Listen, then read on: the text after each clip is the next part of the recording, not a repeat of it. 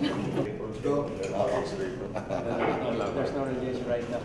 Hindi ka na para ma-examine ka. Move mo yun.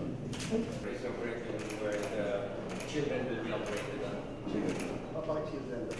This is the first time that the President of the Philippines have languished under the stigma of being dirty, filthy. The Filipino nation, that the Philippine Heart Center is malinis, better prepared and better equipped to confront the problem of heart disease in the country.